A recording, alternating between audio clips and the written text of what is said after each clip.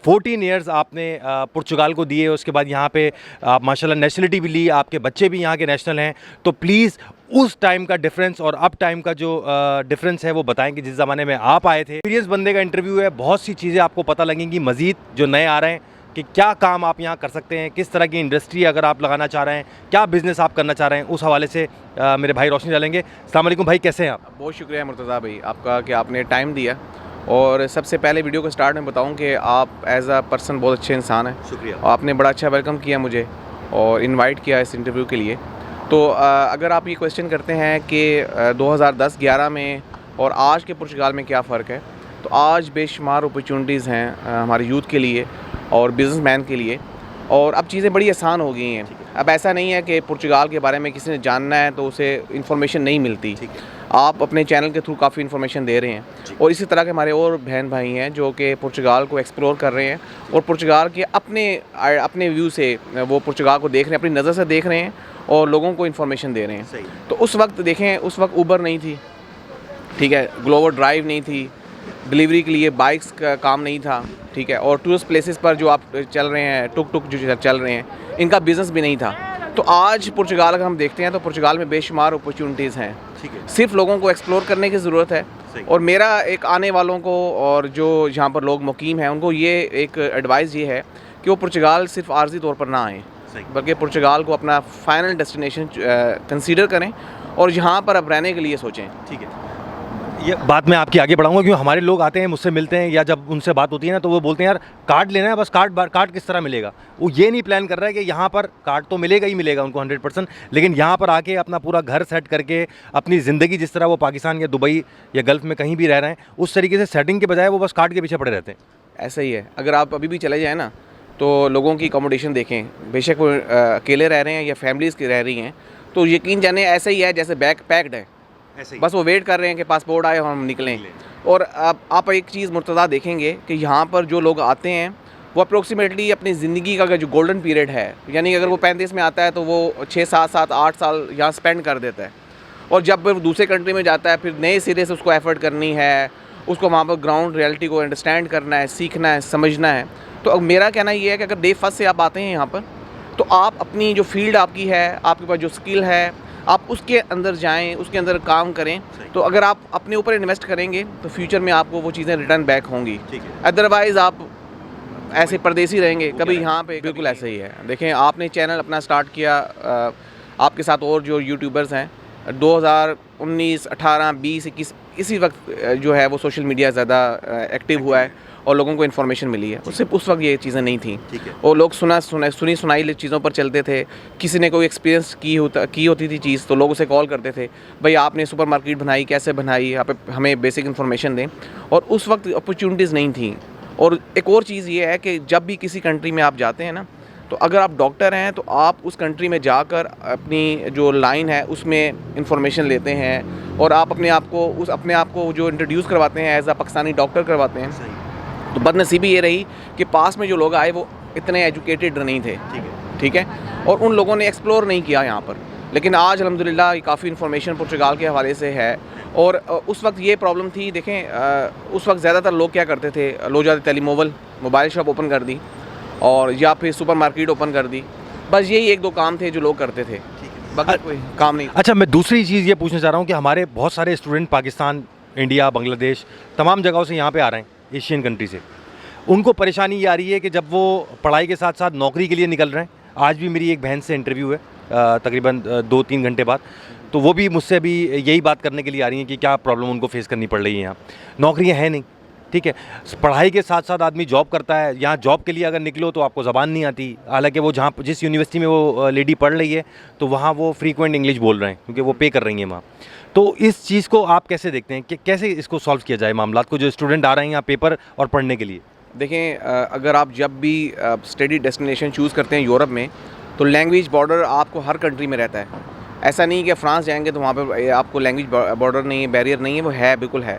पुर्तगाल में भी ऐसे ही है। लेकिन पुर्तगाल को अगर कंपेयर करते हैं दूसरे यूरोपियन कंट्री से तो पुर्तगाल की एजुकेशन बहुत चीप है, ठीक है। अगर आपके अपने बजट है पाकिस्तान से तो आप इजीली यहाँ पर एजुकेशन गेन कर सकते हैं, ठीक है। उसके साथ अगर आप जॉब करना चाहते हैं तो डेफिनेटली आपको थोड़ा सा इनिशियल स्टेज पर सर्च आउट करना पड़ेगा और आपको लोगों से कम्युनिकेट करना पड़ेगा। मिल जाती है जॉब, लेकिन थोड़ा सा टाइम 1-2-3 माह लग जाते हैं। वो किसी भी कंट्री में आप जाएं तो ऐसा ही है कि स्टडी अब्रॉड के हवाले से जो लोग इस वक्त पाकिस्तान से बाहर जा रहे हैं, तो आयरलैंड बड़ा एक्सपेंसिव है, यूके बहुत एक्सपेंसिव है, ऑस्ट्रेलिया बहुत एक्सपेंसिव है। तो पुर्तगाल ऐसा डेस्टिनेशन है कि जो एक रीज़नेबल प्राइस में आपको डिग्री कंप्लीशन करवा कर देता है। इसमें बैंक स्टेटमेंट भी बहुत लो चाहिए। तो हम हेल्प आउट कर रहे हैं इंटरमीडिएट स्टूडेंट्स को, बैचलर्स को, डिग्री होल्डर्स को, और पीएचडी जो करना आना चाहते हैं उनको भी हेल्प आउट कर रहे हैं। तो यहाँ पे जो स्टूडेंट्स आ रहे हैं वो अगर बड़े बाप की औलाद हैं, पीछे से पैसा मंगा सकते हैं, तो वही आए यहाँ पर, या वो लोग जो लोग यहाँ पे पढ़ाई के साथ साथ काम भी कर सकते हैं वो भी आ सकते हैं? नहीं, अब मैं आपको बताऊं, अब इस वक्त जो बड़े कंट्रीज़ हैं ना, वो पाकिस्तान का ना सिर्फ जो है वो ब्रेन ले रहे हैं, इंटेलिजेंट लोगों को, स्टूडेंट्स को ले रहे हैं, बल्कि वो फंड्स भी जनरेट कर रहे हैं उनसे। अगर आप यूके के स्टूडेंट वीज़ा की बात करें तो इस वक्त अगर कोई पाकिस्तान से यूके में जाना चाह रहा है तो 20-30 लाख उसका एक्सपेंस आएगा, ठीक है। और अगर कंपेयर करें ऑस्ट्रेलिया में, तो ऑस्ट्रेलिया में भी ऐसा ही है, आयरलैंड में ऐसा है, लेकिन पुर्तगाल में आप देखेंगे, यकीन जाने कि इस वक्त अगर कोई बच्चा पढ़ा लिखा है तो हम उसे कहेंगे कि वो पुर्तगाल को अपना स्टडी डेस्टिनेशन ज़रूर चूज़ करे, क्योंकि एक्सपेंसेस बहुत लो हैं। आपको स्टेटमेंट जो चाहिए वो 30-50 लाख की स्टेटमेंट चाहिए, और आपको जो फ़ंड जो यूनिवर्सिटीज़ को पे करने हैं वो 1000 से 3000 यूरो तक है। तो ये बड़ा चीपेस्ट कंट्री है। अच्छा, रेशियो अच्छा है वहाँ से लग रहे हैं वीज़े स्टूडेंट्स के? जो क्वालिफाइड स्टूडेंट हैं, जो डिज़र्व करते हैं, उनकी रेशियो बहुत अच्छी है, और जो सिर्फ निकलना चाह रहे हैं या प्रोफाइल अच्छी नहीं है, उनको मैं एडवाइस करूँगा वो अप्लाई ना करें। जी, मतलब जो 100% ओरिजिनल लोग हैं पढ़ने के लिए, ठीक है। अच्छा, एक चीज़ मुझे बताइएगा, मैंने यहाँ पर मैं कई हॉस्पिटलों में गया, क्योंकि आप यहाँ सीनियर हैं, पुराने यहाँ के नेशनल भी हैं, मुझे यहाँ कोई अपना इंडियन, पाकिस्तानी, कोई भी एशियन कंट्री का डॉक्टर नज़र नहीं आया, सारे पुर्तगीज़ डॉक्टर मुझे। सर ऐसा ही है, ऐसा ही है, क्योंकि डेफिनेटली आप देखें मुर्तज़ा, अगर आप किसी जगह ठहरते हैं ना और आप वहाँ पर इन्वेस्ट नहीं करना चाहते, अपना टाइम, अपनी चीज़ें वहाँ पर इन्वेस्ट नहीं करना चाहते, तो आप वहाँ से कुछ हासिल नहीं कर सकते, ठीक है। तो ये ऐसे इसलिए ऐसा है। और अभी हमारी कंपनी जो हेल्प आउट कर रही है पाकिस्तानी इन्वेस्टर्स को, तो आप देखें तो हमारे जो पड़ोसी मुल्क है इंडिया, वहाँ के काफ़ी इन्वेस्टर पुर्तगाल में काम कर रहे हैं, बिल्कुल ऐसे, ठीक है। और वो हाउसिंग सोसाइटीज़ पे भी काम कर रहे हैं, बिल्डर्स भी हैं, डेवलपर्स भी हैं, प्रॉपर्टी डीलर्स भी हैं। तो मेरा ये कहना है कि आप पाकिस्तान से अगर पुर्तगाल आना चाहते हैं तो अपनी प्रोडक्ट सर्विस के लिए इसको as a gateway use करें, जैसा कि ब्राज़ील के लोग करते हैं। वो यहाँ पर आते हैं, यहाँ से अपना वीज़ा लेते हैं शेंजन का, और as a gateway use करते हैं इसको। तो आपका अगर बिज़नेस, आपकी प्रोडक्ट या बिज़नेस के लिए अगर पुर्तगाल अच्छा नहीं भी है, तो तब भी आप इसको ज़रूर कंसीडर करें, क्योंकि उसके दो बड़े मैं आपको बताता हूँ एडवांटेज हैं। एक तो पहला ये है कि जब आप यहाँ पे आते हैं तो ये आपको यहाँ पर डॉक्यूमेंट के हवाले से हेल्प आउट करता है, तो यानी कि आप लीगलाइज अपने आप लीगल हो सकते हैं यहाँ पर। और सेकंड ये है कि फिर यहाँ से अप्रोच कर सकते हैं आप डिफरेंट कंट्रीज़ को। इस वक्त जो इनका कमर्शियल डिपार्टमेंट है, मिनिस्ट्री है इनकी कमर्सियो, जो वो टारगेट करती है ब्रिटिश कंट्री को, वो टारगेट करती है अमेरिका को, वो टारगेट करती है कनाडा को, वो जर्मनी में म्यूनिक को टारगेट करते हैं।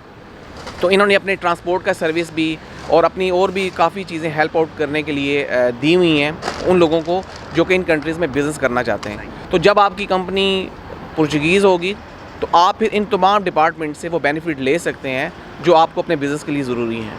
ज़बरदस्त हो गया। मुझे थोड़ा सा बैक पे मैं जाता हूँ, मैं पूछना चाहता हूँ कि कितने टाइम में आपको नेशनलिटी मिली थी? आपके तो बच्चे भी यहाँ बॉर्न हैं। जी, उस वक्त ऐसा था मुर्तज़ा, आफ्टर 6 ईयर्स आप अप्लाई कर सकते थे नेशनैलिटी, और नेशनैलिटी अप्लाई करने के बाद तकरीबन 1-1.5 साल लग जाता था, तो 7-8 साल बेबी बॉर्न होने के बाद भी। जी, ऐसा ही था, लेकिन उस वक्त ये कानून नहीं था। जो कानून अभी रिलैक्सेशन आई है कि जो बेबी बॉर्न हो रहे हैं उनको मिल रही है, उस वक्त नहीं था ये कानून। और अभी भी मैं आपको बताऊं, लोगों का ये सोचना है यार पुर्तगाल में इंडियन भी जा रहे हैं, बंगाली भी जा रहे हैं, पाकिस्तानी भी जा रहे हैं, तो पुर्तगाल तो भर जाएगा। सर जी, अभी भी स्टैटिस्टिक्स अगर आप देख लें, फिगर्स देख लें, 70% जो है पुर्तगाल खाली है, ठीक है। तो कितनी बड़ी अपॉर्चुनिटी है। देखें मुर्तज़ा, जो लोग पहले इंग्लैंड गए थे पास्ट में, बैक ईयर्स में गए हैं, वो आज अगर सेटल्ड है, लैंडलॉर्ड है ना, तो उन्होंने अपने आप को इन्वेस्ट किया वहाँ पर। सही बात, ठीक है। तो आप आज यहाँ पर पुर्तगाल में अपॉर्चुनिटीज़ मौजूद हैं, मौके मौजूद हैं। तो अगर हमारे लोग यहाँ पर अपने आप को आज इन्वेस्ट करेंगे ना, तो यकीन जाने आने वाले टाइम में जो आप कह रहे हैं कि हमने डॉक्टर्स नहीं देखे, इंजीनियर्स नहीं देखे, अकाउंटेंट नहीं देखे, तो आप देखेंगे, नज़र आएगा। Thank you so much for your interview. अल्लाह हाफ़िज़। अल्लाह हाफ़िज़। अल्लाह हाफ़िज़।